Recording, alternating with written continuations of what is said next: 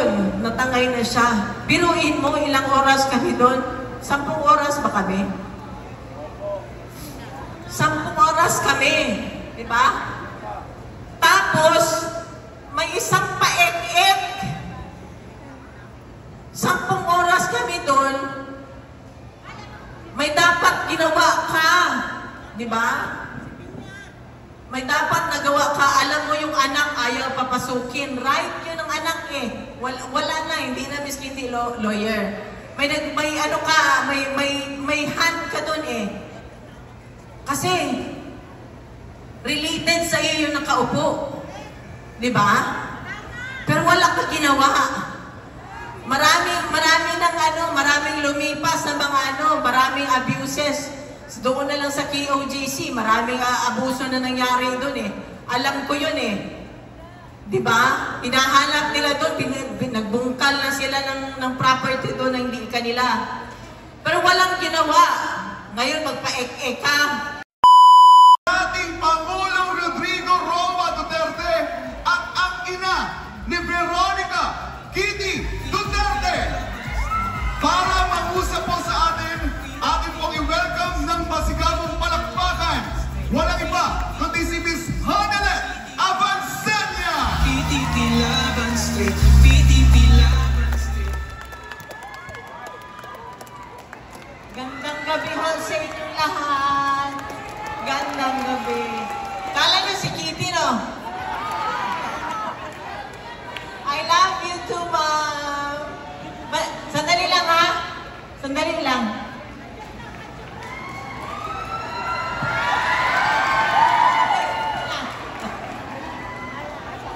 Magandang gabi ho sa inyong lahat. Magandang gabi sa mga supporters ng Duterte. 10 na lang tayo. 10 na lang. Nasubukan na natin sila eh. Wala namang ginawa eh. Pang-aapi lang nga, di ba? Saan ba ako mag-umpisa, ma'am? Parang gulong-gulo ang isip ko. Hindi ko alam saan mag-umpisa. So, since si Pastor Kibuloy nag-invite sa akin dito, gusto nyo makarinig ng kwento? Alam nyo, hindi pa pinapanganak si Veronica. Veronica is 21 years old. So, nurse ako eh. Nagtapos ako ng nursing dito sa Pilipinas. Gusto ko sumubok sa Amerika. So, nagpunta ako doon. Challenge ko yung board exam, nursing licensure board exam ng nursing doon sa Amerika. Tapos, ano ba nangyari? Doon, wala akong matirahan. Doon ako pinatira nila pastor sa bahay nila. Ang ginawa ko doon, mag-review lang, aral ng aral. Sabi ko, kasi pag hindi ako nag-aral, hindi ko ito maipasamahan ang bayad. So, aral na ako ng aral, doon ako nag-aral. Alam mo, doon ko na-experience, alas 4 ng madaling araw, gising na sila, nagpe-praise and worship na sila. Tapos, bago matulog sa gabi, mga after dinner, ganun din, nagba-Bible reading, tapos praise and worship. So, nakita ko rin sa kanila, yung ginagawa nila sa mga lahat ng members. Ma'am at sir, ang ginagawa nila, tinuturuan nila paano maging mabuting tao. Paano magtrabaho, paano mag-contribute. I mean, kung meron kang talent, i-develop yung talent mo. Kagaya nung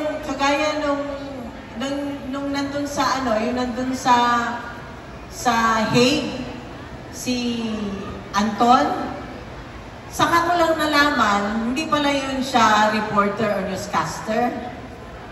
Ministro pala yun. Kaya nung nandun ako, sabi ko, hindi kailangan every time before mag-start yung gathering namin, gusto ko may prayer. So sabi ko kay Anton, hanap ka na ng kahit sino ang mag-lead. Tapos siya ang nag-lead. Surprise ako dun sa first month anniversary, April 11. Diba, nandun, may maraming mga Pilipino doon. nag-gathering, nagkukwentuhan, tapos may, yun na nga, bago nag-umpisa kasal. So, yan ang ano ko, walang kriminal sa grupo ng KOJC. Walang kriminal dyan. Tinuturuan lahat magtrabaho, tsaka Bible-based yan. Nag-aaral yan sila ng Biblia. Kumakanta lang yan sila ng mga Christian song. Naalala ko nga nung birthday ni Pastor. Alam mo ba, imbis na invited kami noon presidente pa siya noon, nung pinakalas na birthday ni Pastor. Imbis na kumanta ng yung mga worldly song, si Pastor hindi mo talaga mapakanta ng worldly song. Hindi mo pa mapakanta ng Killing Me Softly yan. Hindi mo pakanta ng Frank Sinatra yan. Ang kinakanta niyan, puro lang Christian song. So, ganun si Pastor. Tsaka, ang pagkakakilala ko kay Pastor, mabuting tao si Pastor. Walang kaso di ba? Walang kaso. Ano nangyari nung ano? Naalala ko nga nung nagkagulo na noon kila Pastor, doon sa Davao, sinulong na yung lugar nila, may nagtanong sa akin, na kaibigan namin, sabi niya, merong ano daw yung baka ma-freeze daw yung yung bank account ko. Sabi ko, wala naman kaming business transaction nila, Pastor. Alam mo, pag nagpupunta kami sa kanila, iniimbitan nila kami sa kanila, nandun lang kami para kumain. Masarap sila magluto ng pagkain. Pinapakain lang nila kami, hindi ka kami pinapabayad. Kasali yung mga bodyguard doon. Sabi ko ganon. Saka kami kasi, pagka gusto magdagat ng anak ko, nangihiram lang kung tinatawagan ko lang sila, Pastor. Sabi ko, Pastor, pwede kami punta doon sa ninyo? Meron kasi silang dagat doon Yun lang namin. Other than that, sabi ko, wala kami business transaction ni Pastor. Hindi niya ako binibentahan ng kung ano-ano. Wala din akong binibenta sa kanya. So yan ang kay Pastor. Tsaka, isa ko, dito talaga, ako importante sa akin, yung totoo kang tao at totoo kang kaibigan. Bahala na, sabi ko nga ako, mas gusto ko pang maging kaibigan yung, alam niyo, may tindahan ako sa terminal, bus terminal. Gusto ko pang makipag-usap doon sa mga, yung nagtitinda sa sidewalk, kesa dito sa mga plastic Tupperware.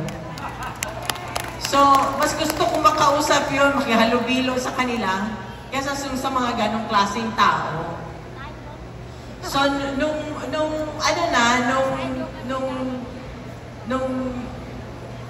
sabi ko nga nandito pa siya sa, Pilipinas, sa Davao pa. Sabi ko, si Pastor, baliktarin mo man yan, totoo mong kaibigan.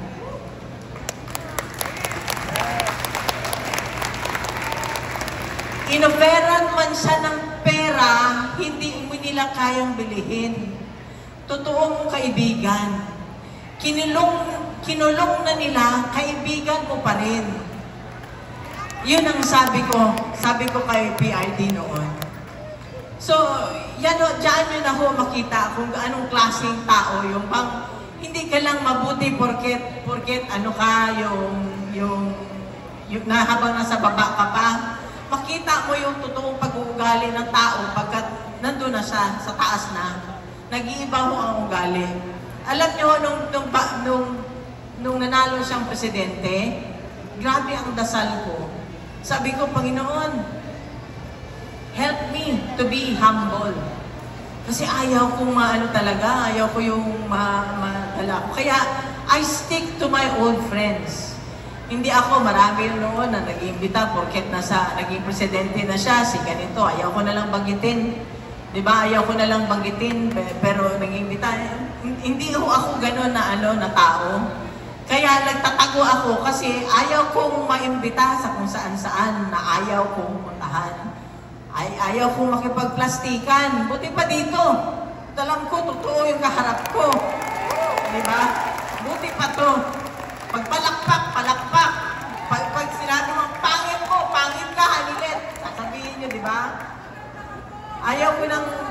ng bahala na yung hindi. Ang karamihan ngayon, ma'am, nung panahon ni former president, nakapuntot. Bigla ka na lang magulang. Kaibigan ba namin to? Bakit biglang nandyan na lang, di ba? Ngayon, ma'am, wala na sila, ma'am. Okay lang, ganun talaga. Wala na. Okay lang yung wala na. Ang problema, gawaan ka pa talaga ng masama. Kagaya ng ginawa nila ngayon kay former president. Alam mo, ma'am, hanggang ngayon para sa akin parang bangungot. Kasi kidnapping talaga yun eh. Hindi ko akalain na pwede ka palang tanggalin ilipad ng ibang bansa na wala kang passport. Kasi nung time na yun, miski nagaling kami sa Hong Kong, yung yaya ni Kitty yan na yaya ni Mira ngayon. That means 21 years na siya sa amin. Sabi ko, kasi ilang araw ng absent, binook ko na yung flight noon pabalik ng Davao. So ibang gamit namin, dinala na niya. So, kaya nung nagtaka ako, sabi ko, nung nandun kami sa Villamor, ma'am, paikot-ikot ako. Ako ang lumalabas eh. Natulog na lang si PRD noon kasi maaga yung flight namin. Natulog siya doon sa sofa. Nakita niyo yung litrato noon, di ba? Sa sofa siya natutulog. Ako, labas ako dito sa exit na to, labas naman ako doon, di ako mapakali. Kasi gusto kong malaman anong mangyayari, ano ba talaga. So yung isang lawyer doon, tinanong ko, sabi ko, attorney, anong papeles na?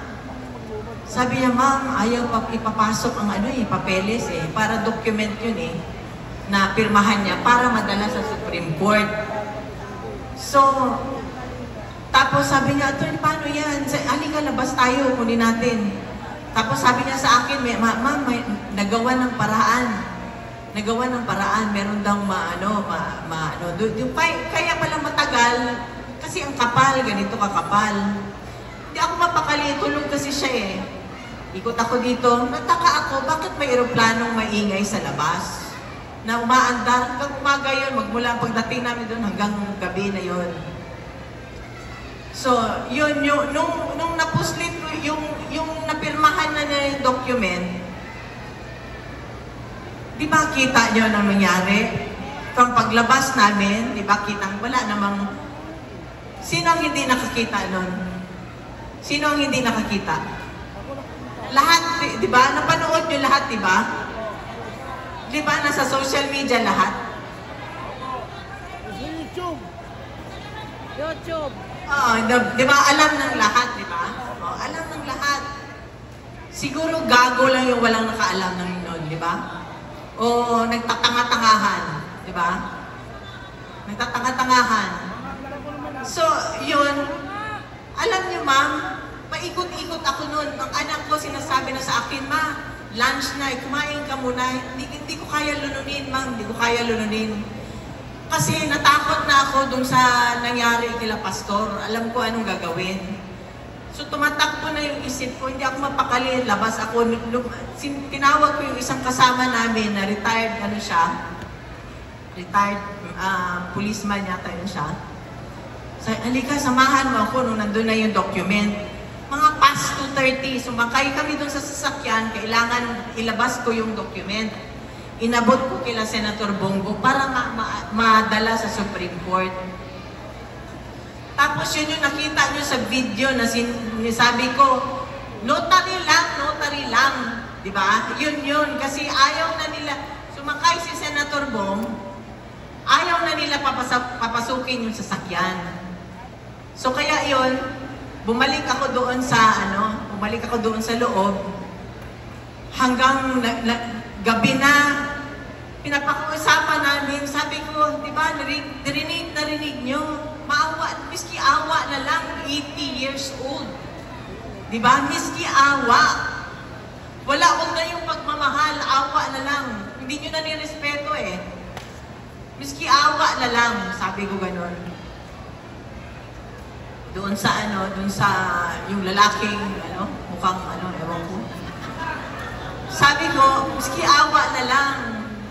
So, hindi siya wala talaga, walang nangyari, di ba? Hanggang kinuha siya. Tapos, kasi pinapalibutan nila kami eh. Hindi na kami, hindi makakilos. Hanggang ganyan lang yung hindi ka makaganyan, kasi nandyan sila eh, dikit na dikit eh. Hindi ka makasipa. Nung nakita niya na naharas na kami ni Kitty, kasi ginagano na nila, iniwalay na nila si Veronica sa akin eh. Kaya sabi ko, balik niyo yung anak ko. Sabi ko ganon, di ba?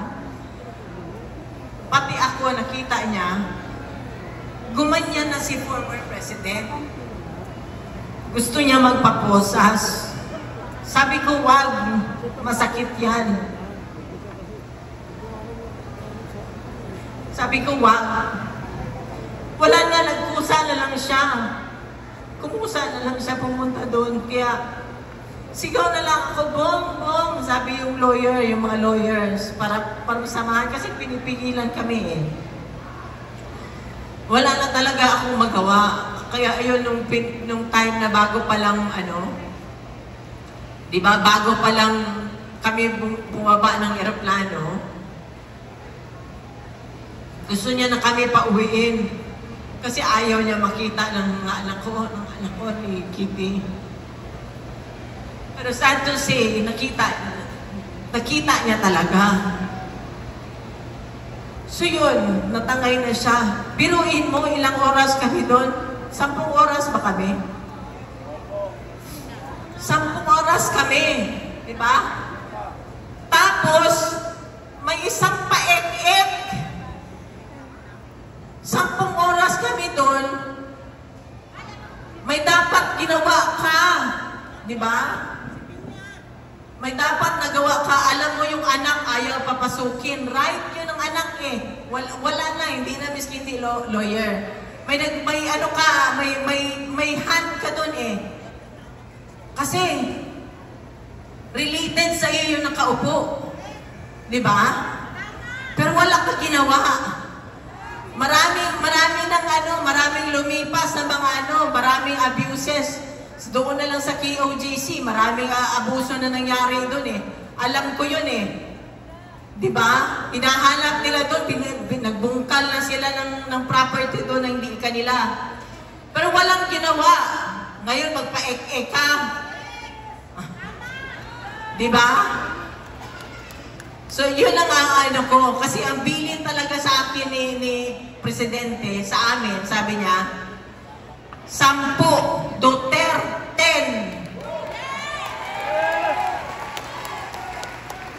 Duterte talaga. Duterte talaga. So, wag niyo kalimutan.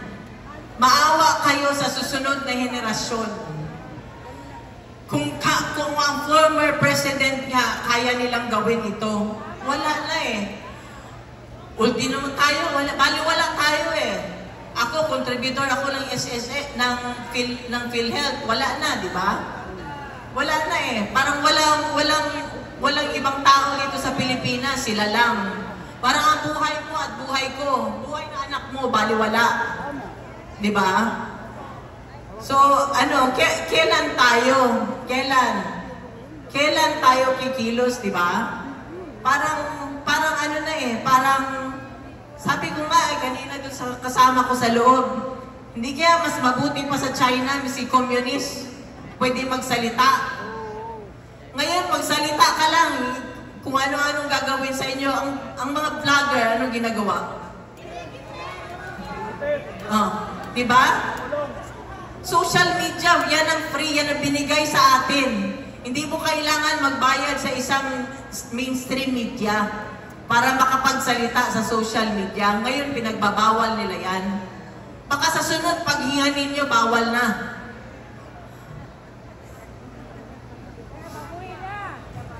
Ang isang kinakasakit ko talaga ng loob, ma'am, tsaka sir.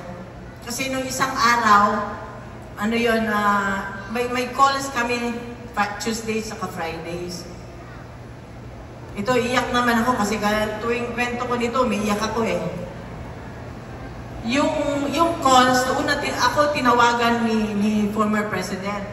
Tinawagan ako ni PRD. Sabi ko, oh, kumusta ka? Kinokontrol ko yung ano ko kasi ayaw ko. Ayaw niya yung umiyak eh. Alam niya ako iyakin. Sabi ko, kumusta ka? Usap-usap. Ay, si ano pala, ganito, lahat, kwento-kwento ko. Ay, si Kitty nag-text. Sabi niya, sinabihan ba naman ako ni Kitty na, Ma'am, may importante ka bang sabihin kay Dada? Kasi kung wala, ako na lang daw. Siya na lang daw. Ang sabi ng tatay niya sa akin, sabi niya na, sabihan mo na lang si Kitty, na kasi napagka siya ang kausap ko, emotional ako. Ganon, ayaw niya. So, ako, nasaktan ako kasi alam ko, masasaktan yung anak ko. So, iniba ko na naman topic, nangyari masaya. Hindi ko kwento lang daw niya yung nangyari yung birthday party nila ni Mira. Ganon. Tapos, sabi na naman niya, explain mo na lang. Kasi ako, mag-isa lang ako dito. Pag siya ang kausap ko, emotional ako. So, ilang beses ko inulit. Sabi niya, ayaw.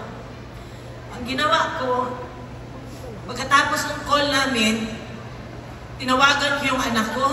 Umiyak na ako na.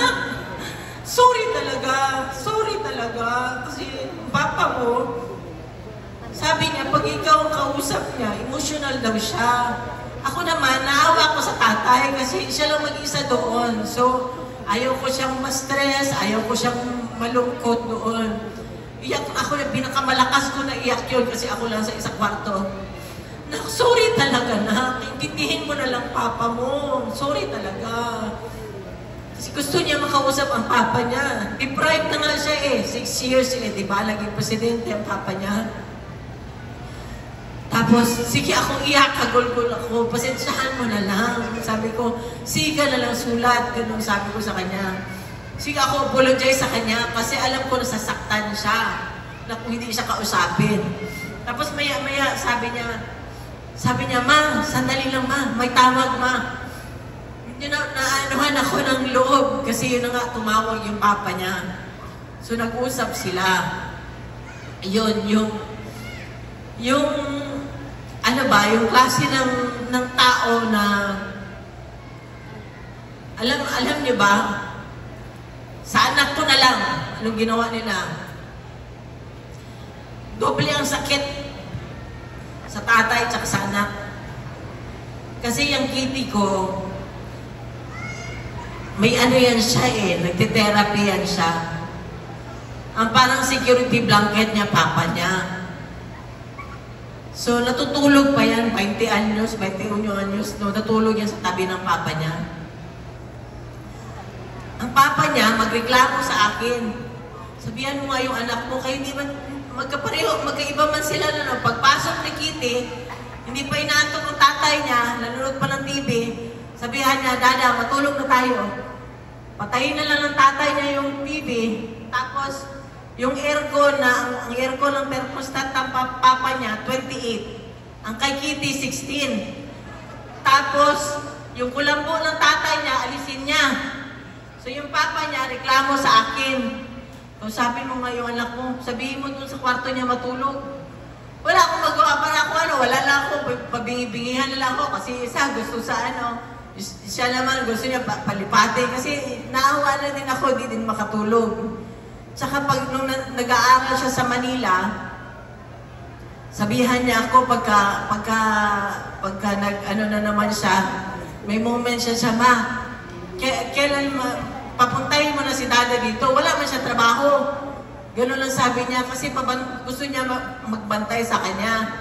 Bakit ano ba ginagawa ni Dada dyan? Wala man siyang trabaho. Yung tatay naman niya, naawa naman ako kasi ayaw na sumakay ng aeroplano. Ano na ba? Siyempre, matanda na. So hati ako ba? So yan ang dalawang ko, sakit ng dibdib ko.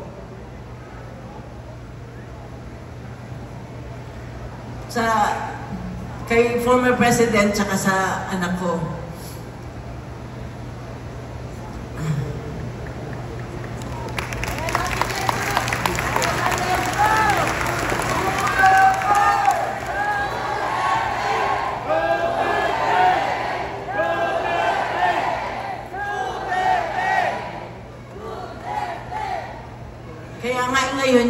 ako, naawa ako, nahinog sa pilit. Kita mo biglang nag-mature. Bigla talaga nag-mature, parang overnight nag-mature siya. So, dati yan, yung hindi niya kasi makuha sa akin, sa tatay niya, dinadaan niya dun sa tatay niya. Ganun yata pagkababae na anak, di ba? Sa tatay niya, kaya, minsan yung si Ninong Bong niya, sabi niya, sinabihan na iyak doon yung iyakan kami ni Senator Bong, pagtawag niya iyak, kasi kilala niya rin eh. Iyakan kami sa telepono. Tapos, nung tinext, lalo pa siya umiyak nung tinext siya nang sinabihan siya na anak ko na, Ninong, ikaw na lang muna ang papa ko, kasi wala akong sinabihan niya. Kasi yan, yung hindi niya nga ako ang yung disciplinarian ako eh. So, hindi niya makuha sa akin, doon siya sa tatay niya. So, yung presidente siya, ginawa niya lahat, di ba? Gusto niya maging maayos ang pamilya, walang adik sa pamilya. Kasi, ma'am, nung sa Davao, may kapitbahay kami doon. Former teacher siya ni Congressman Paulo, Congressman Pulong. Lumapit, mayor pa siya noon, lumapit. Sabi sa kanya, natatakot daw silang mag-asawa kasi adik yung anak nila.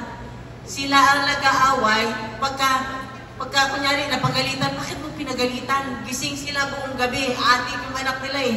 Takot sila gurgurin eh. Yun ang niya. Naalala ko nung pag-ikot namin, halos lahat nun may placard, di ba? Mayor, ang biyanan ko, adik. Lahat, di ba, noon, naalala nyo, 2016. Alam mo, ako lang talaga ang nag-refuse. Hindi ako nagpakalbo, di ba? Kasi naaway ko siya noon eh. Alam ko kasi magtatrabaho siya eh. Wala siyang pakialam. Wala siyang pakialam kung anong mangyari sa pamilya niya. Basta gagawin niya yung panunumpa niya. Ganun siya ng klaseng tao eh. Nanumpa siya eh. Hawak ni Kitty yung Bible. Ganun siya eh. Kaya nung araw-araw na siya umaalis, pinapakain ko siya ng sermon, nagagalit siya. Tuwing kumakain kami bago umalis, sabi ko, pag tumakbo ka, ganyan-ganyan, wala ka ng privacy, ganyan-ganyan, lahat. Ayaw ko talaga. Ayaw ko talaga nung na yun, na tumakbo siya. Pero wala, nung nakita ko na first na sa Cavite, nakita ko na yung ng tao eh. Tuwing mag-a-announce siya ng against sa mga drug addict, alam nyo ma'am, kahit saan ako ma'am, tumatayo ako bigla akong napapatalon sa kinauupuan ko.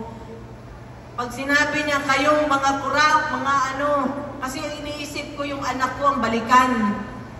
12 anyos nang siya nun ma'am eh. Diba? Yun ang ko kasi siya lang yung siya yung minor, walang posisyon sa gobyerno. So yun ang ko, alam ko talaga yung panunumpa niya, gagawin niya talaga. Kaya ayun, lahat ng mga may sakit, ang PGH, magkano ang budget nun? Diba, ang sabi ng doktor nun, kala nila ang 100 billion na budget is one time lang, monthly yun. Napupunta sa mga may sakit kasi alam niya yan eh. Nung mayor siya, alam niya ang pinakaunang inilalapit ng tao, mayor, na ospital, may sakit ang nanay ko, mga ganun, di ba? Wala talaga, katawan na yan ng tao eh. Hindi mo maano yan. Lahat ng pamilya, pag yan ang dumating, kahit na gaano karaming ipon mo, diba? Talagang mawawalan ka pag yan na Kaya nga sinabi, health is wealth. Pag nagkasakit na, wala na tayo. So yan ang sabi ko nga eh, kung sino pa sabi ko, buti pa, ka, naging gago ka na lang ng presidente ka. Mas hindi pa siguro masakit, no? Sana ko, sabi ko, nag-ano ka na lang, nang-rakot ka na lang, kung ano yung ginawa mo. Pero hindi eh. Miski na pagod siya, pinilit niya talaga. Miski na sa edad niya, pinilit niya, pinupuntahan niya. Miski na sa Marawi, alam niya, delikado na pumunta siya, lumilipad siya, papunta doon, hindi niyo ba yun alam? Di ba? Lahat ng pinipilit niya, sinagad niya talaga yung katawan niya. Nasagad talaga ang katawan, sulit talaga yung pinasweldo niyo. Sabihin ko sa inyo, sulit talaga.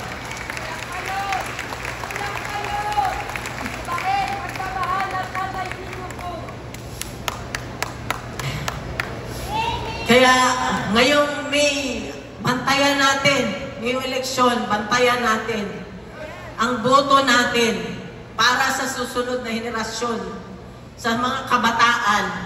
Sana magtino na tayo, magtanda tayo, maglukluk tayo sa gobyerno na hindi yung pansarili lang ang gagawin, ang magpapa-elect lang dyan pagkatapos ng pansarili na nila iisipin nila. Yung totoo, sanang may puso para sa tao. Mahirap po yun eh. Ito, si President Duterte talaga, may bintang nyo na lahat. Babaero, di ba? Pero yan, patriotism, hindi mo maano yan sa kanya. In fact, pwede ko sabihin pa, mas minahal pa niya kayo ang bansa kaysa sa amin. Kasi hindi niya inantala ang sa family. Hindi niya inantala na makidnap ba o maano ba ang pamilya.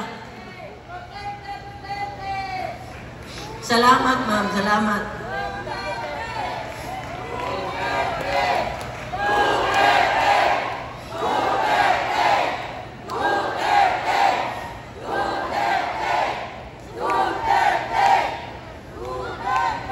Hindi niya inisip, ma'am, na yung meron pala siyang anak, meron siyang apo.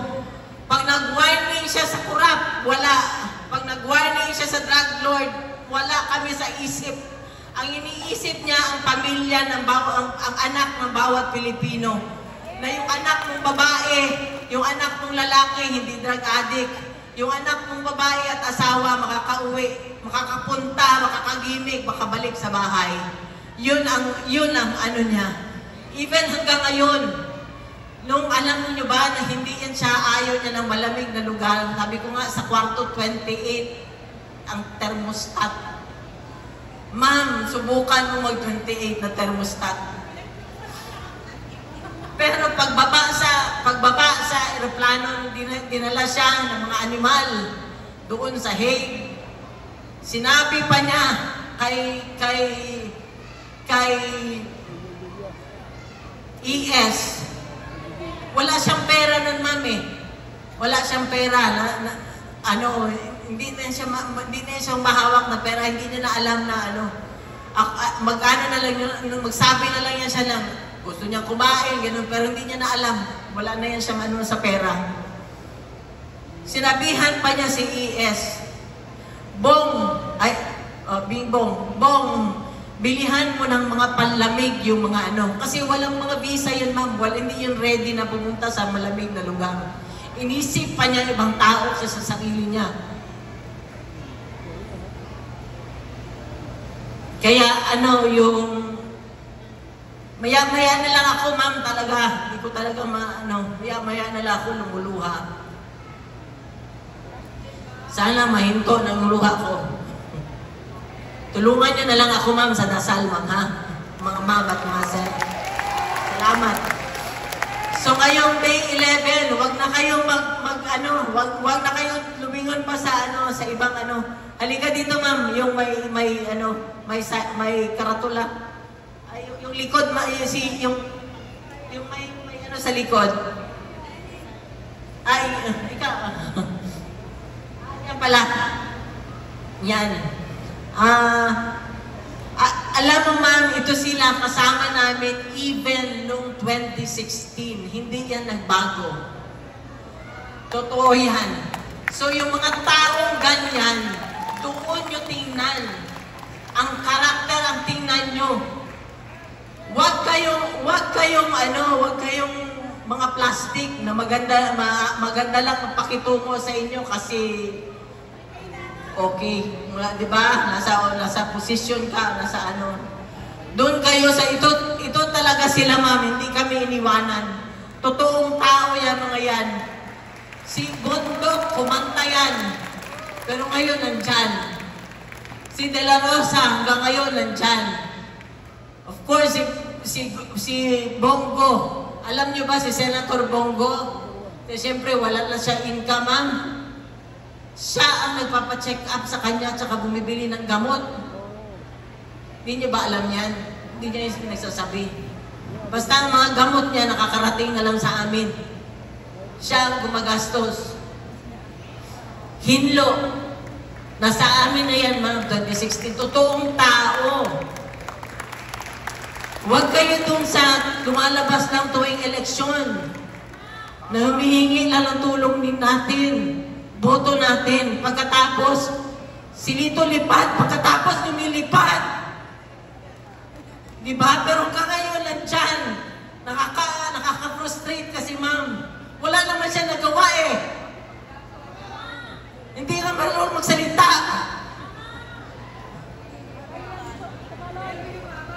Lampino, nandyan na yan. Senator Marcoleta, nakita ninyo.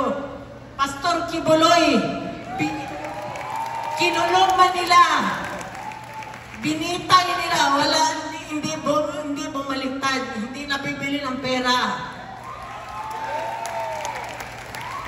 Rodriguez, kita mo anong ginawa. Hindi niya matiis.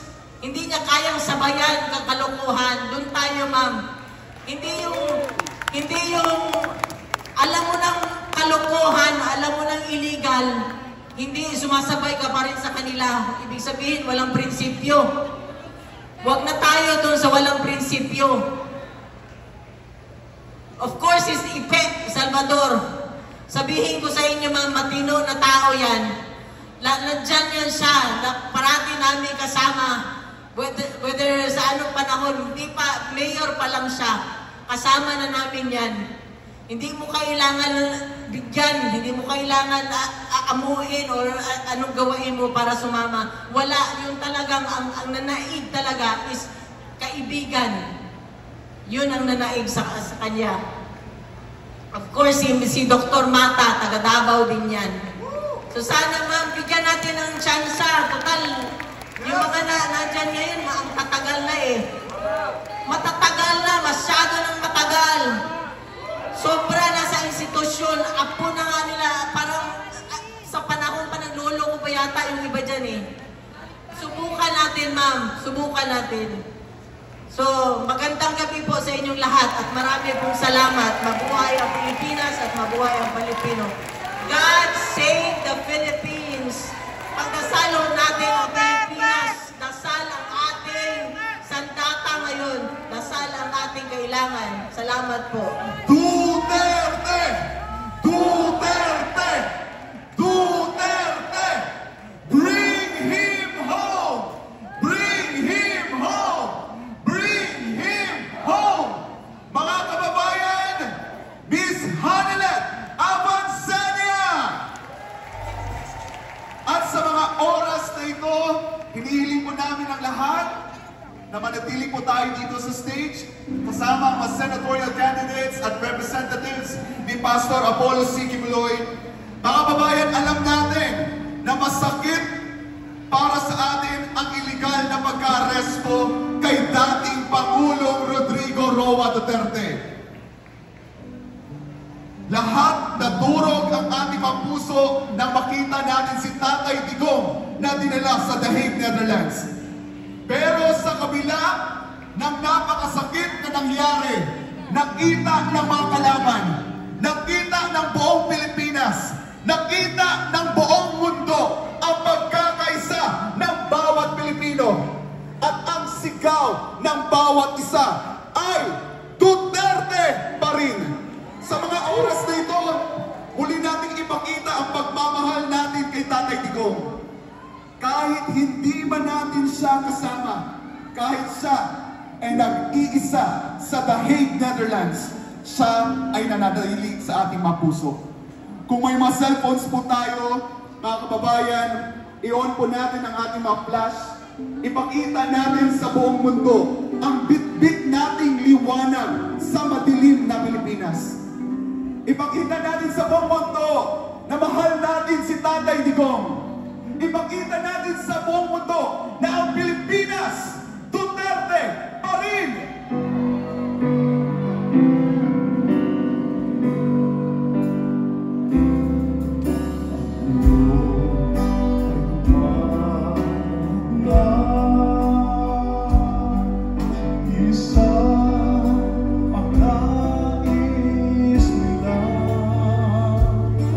Isigaw ang nadarama.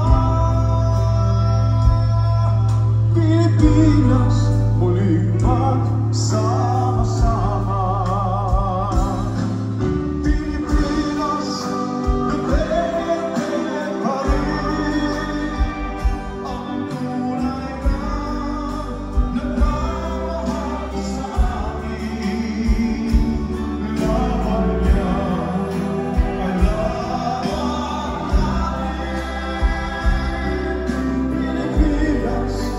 Duterte pa rin.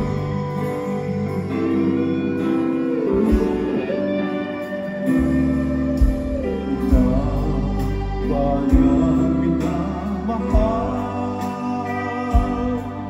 lagi kang ipagdarasal, na muli kita makita. Pilipinas, mamay pag-asa ka. Pilipinas, Duterte pa rin ang tunay na nagmamahal sa amin. Laban niya, kailangan natin. Pilipinas, Duterte pa rin.